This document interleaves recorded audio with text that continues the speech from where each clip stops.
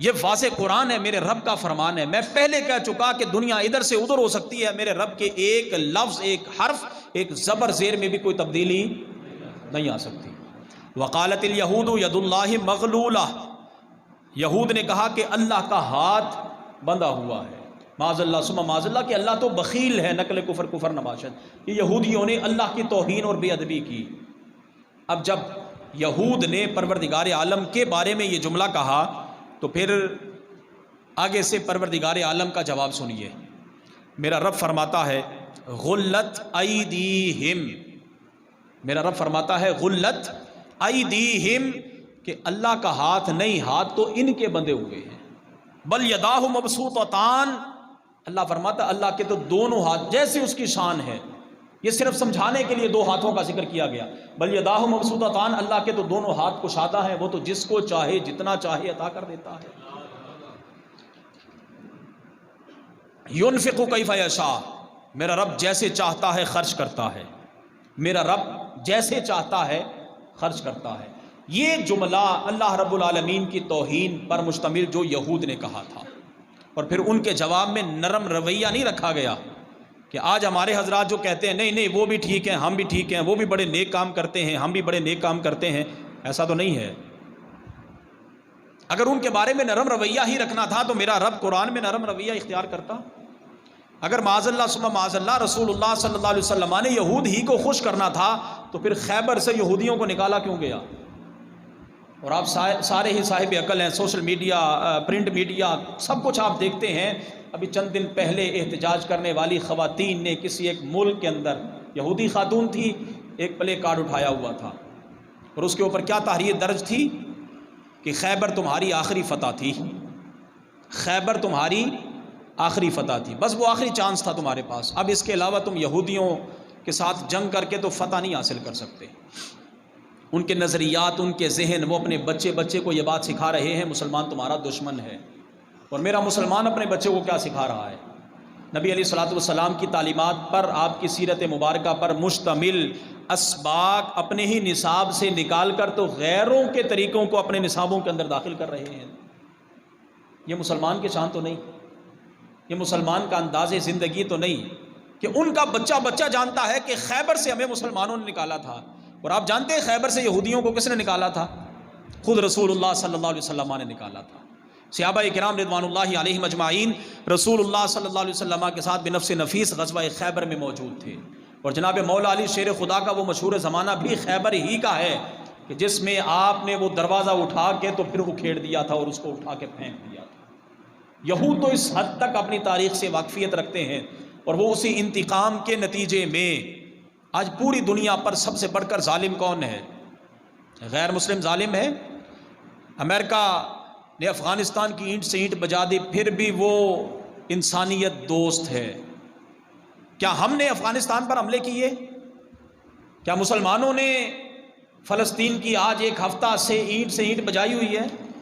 چھوٹے چھوٹے بچے دیکھ کے تو رحم آتا ہے، دیکھ کے تو ترس آتا ہے، راتوں کی نیندیں ہماری اڑ گئی کہ اتنا ظلم، اتنی بربریت اور اتنی طاقت کا استعمال کہ رات جب تھوڑا سا بھی شور آتا ہے سوئے ہوئے بچے سہم جاتے ہیں کہ کہیں میزائل تو نہیں گرنے لگا ہمارے اوپر۔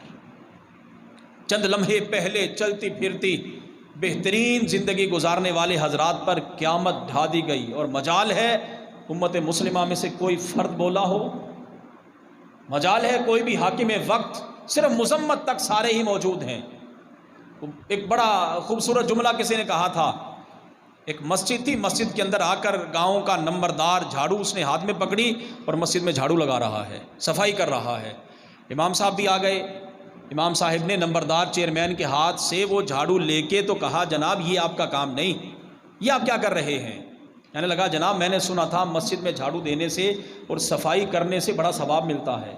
آپ نے کہا یہ سب، امام صاحب نے کہا یہ ثواب مجھے دیجئے، آپ مالدار ہیں، صاحب ثروت ہیں، آپ اپنا پیسہ کہیں اور کسی جگہ پر لگا کے تو پیسے کے ذریعے ثواب کمائیے، یہ کسی غریب کے لیے چھوڑ دیجئے، یہ کسی غریب کے لیے چھوڑ دیجئے۔ سمجھانا یہ چاہتا ہوں احتجاج میرے جیسے آپ جیسے کمزور حضرات کریں، 1 گھنٹہ کھڑے ہو کے آج یوم فلسطین منایا جا رہا ہے، جمعے کے بعد آپ پورے ملک میں احتجاج کا اعلان کر رہے ہیں۔ اگر حضور کے سچے غلام فرانس کے خلاف احتجاج کریں تو تم ان پر 10 FIR دے دیتے ہو، وہ دہشت گرد بن جاتے ہیں، اور پھر تم کیا کہتے ہو؟ برسر اقتدار ہو، جو چاہو کہہ سکتے ہو، تمہارے منہ میں زبان ہے، تمہارے پاس اقتدار ہے، کرسی ہے، طاقت ہے، جو چاہو کہہ سکتے ہو۔ تم پھر یہ کہتے ہو مسند صدارت پر بیٹھ کر احتجاج سے معاملات حل نہیں ہوتے۔ یہ حاکم وقت کہتا ہے احتجاج سے معاملات حل ہے۔ آج میرا آپ سب حضرات سے سوال یہ ہے، وہ حاکم وقت جو آج سے 10 سے 15 دن پہلے یہ کہتا تھا احتجاج سے کسی کو کوئی فرق نہیں پڑے گا، تو پھر نماز جمعہ کے بعد اگر حکومت وقت احتجاج کرے فلسطینیوں سے اظہار یکجہتی کے لیے، تو احتجاج تو ایک عام بندہ کرے جس کے بس میں کچھ نہیں۔ بولیے، احتجاج تو وہ بندہ کرے جس کے بس میں کچھ نہیں۔ میں تقریر کر سکتا ہوں، تقریر کے ذریعے جو ہو سکتا ہے وہ ہم کر سکتے ہیں۔ آپ حضرات میری ہاں میں ہاں ملا کر اپنے جذبات کا اظہار کر سکتے ہیں۔ حاکم وقت کا کام احتجاج نہیں، حاکم وقت کا کام ہوتا ہے خبردار اگر مسلمانوں پر ظلم و ستم کیا، اگر تم باز نہ آئے تو پھر ہمارے پاس خالد بھی ہے، غوری بھی ہے اور دیگر بھی ہے، تمہارا کام یہ ہے۔ اللہ اکبر۔ لیکن ہم نے ان کاموں کو چھوڑ کر ہم صرف زبانی کلامی، ہم 70 سال سے کشمیر کے ساتھ بھی کھڑے ہیں، 70 سال سے زائد ہم جہاں جہاں ظلم مسلمانوں پر ہو رہا ہے زبانی کلامی ہم ان کے ساتھ کھڑے ہیں۔ لہٰذا حاکم وقت اور بالخصوص امت مسلمہ کو متحد ہونا چاہیے۔ اب ہماری تعداد تھوڑی نہیں، 1.5 ارب سے زائد مسلمان پوری دنیا کے اندر آباد ہیں، 57 اسلامی ملک یا اس سے کم و بیش مسلمانوں کی تعداد، ملکوں کی تعداد موجود ہے اس روئے زمین پر، اس خطے پر۔ لیکن کوئی شخص بھی ایسا نہیں کہ جو کفار کی آنکھوں میں آنکھیں ڈال کے تو کہہ سکے کہ مسلمانوں پر ظلم و ستم بند کیا جائے۔ اور پھر ایک بڑا عجیب مسئلہ ہمارے سامنے یہ بھی آیا ہوا ہے کہ پوری دنیا کے اندر جہاں بھی ظلم ہوتا ہے صرف مسلمان پر ہی کیوں ہوتا ہے؟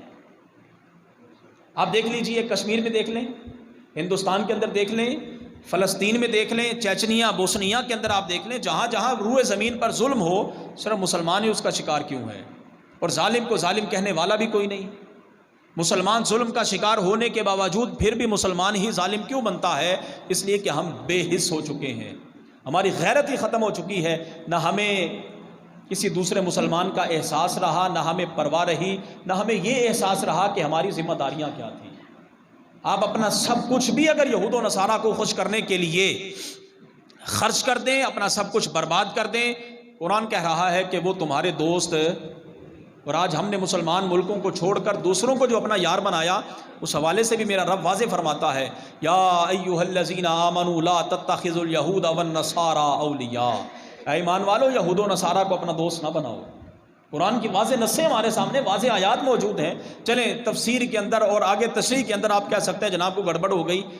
قرآن کی جب صراحتاً نص اور آیت ہمارے سامنے موجود ہے، اے ایمان والو یہود و نصارہ کو اپنا دوست نہ بناؤ، بعضهم اولیاء بعض، ان میں سے بعض کے دوست ہیں، تمہارا تو وہ دوست ہو ہی نہیں سکتا۔ اب جب رسول اللہ صلی اللہ علیہ وسلم کی واضح تعلیمات ہمارے سامنے موجود ہیں، جب قرآن ہمارے سامنے کھلی کتاب کی شکل میں موجود ہے، تو پھر ہم کیوں در بدر کی ٹھوکریں کھا رہے ہیں؟ پھر ہم کیوں غیروں کے نقش قدم پر چل کر تو اپنا تشخص برباد کر رہے ہیں؟ یہ مسلمان کی شان نہیں۔ یاد رکھیے گا، مسلمان کا اپنا ایک وقار ہے، مسلمان کی اپنی ایک شان ہے، اور حاکم وقت جس بندے پر جتنی ذمہ داری ہوتی ہے جواب دہ بھی وہ اتنا ہی زیادہ ہوگا۔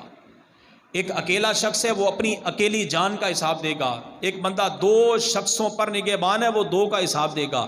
ایک گھر کا سربراہ 5 حضرات پر اگر کفیل ہے تو وہ 5 کا حساب دے گا، اور اگر ایک شخص حاکم وقت ہے، ملک کا سربراہ ہے، تو وہ پھر سب کا حساب دے گا۔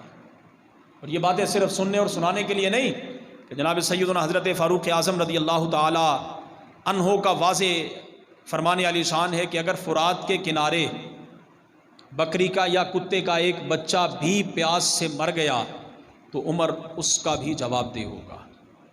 یہ باتیں صرف چسکوں کے لیے نہیں، یہ صرف سبحان اللہ اور واہ واہ کرنے کے لیے نہیں، یہ عملی طور پر سب کچھ کرنے کے لیے ہے۔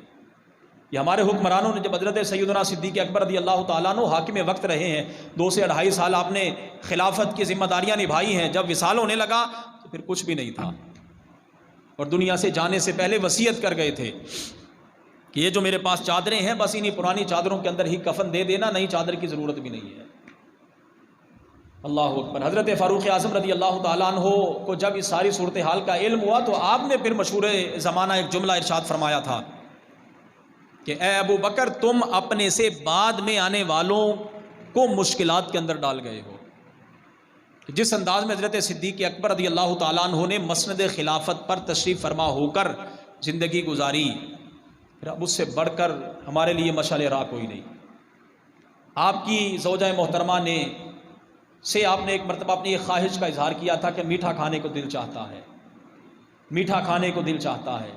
گھر میں کچھ بھی موجود نہیں تھا، حاکم وقت تھے، باوجود اس کے کہ جو چاہتے ہو سکتا تھا موجود نہیں تھا۔ کچھ وقت گزرا، جو آپ کو روزانہ کی بنیاد پر وظیفہ ملتا تھا یا ماہانہ کی بنیاد پر وظیفہ ملتا تھا، آپ کی زوجہ محترمہ نے اس میں سے کچھ تھوڑا تھوڑا بچا کر تو ایک دن وہ جو آپ نے خواہش کا اظہار کیا تھا وہ کھانا سامنے تیار کر کے تو رکھ دیا۔ آپ نے پوچھا یہ کہاں سے آ گیا؟ تو وہ عرض کرنے لگی کہ وہ جو فلاں دن آپ نے اس چیز کا اظہار کیا تھا اس وقت تو تھا نہیں، تو میں جو ملتا تھا وظیفہ اس میں سے تھوڑی تھوڑی بچت کر کے تو آج یہ کھانا تیار ہو گیا۔ تو سنیے پھر حاکم وقت کا جواب کیا تھا۔ حاکم وقت ایسے ہوا کرتے ہیں جو صحیح معنوں میں مسلمانوں کے خیر خواہ ہوتے ہیں۔ آپ نے فرمایا اچھا تم روزانہ کی بنیاد پر اس میں سے بچت کرتی رہی ہو؟ اس سے تو پتہ چلتا ہے کہ اگر ہم جتنا لیتے ہیں اس سے تھوڑا بھی لے لیں پھر بھی ہمارا گزارا ہو سکتا ہے، پھر بھی ہمارا گزارا ہو سکتا ہے۔ اللہ اکبر۔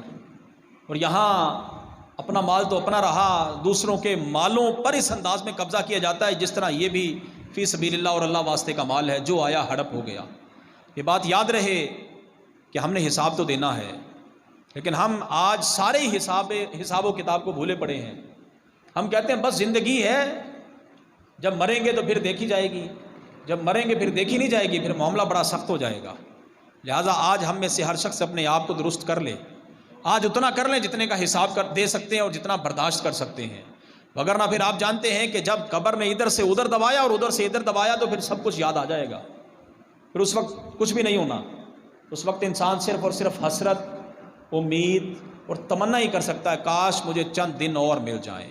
اللہ تعالیٰ امت مسلمہ کو وحدت عطا فرمائے، پروردگار عالم امت مسلمہ کے لیڈروں کو غیرت ایمانی عطا فرمائے، پروردگار عالم جہاں جہاں مسلمان ظلم کا شکار ہیں اور بالخصوص پروردگار عالم فلسطین کے مظلوم مسلمانوں کی مدد فرمائے، غیب سے ان کے لیے اسباب مہیا فرما دے۔ آمین۔ وآخر دعوانا ان الحمد للہ رب العالمین۔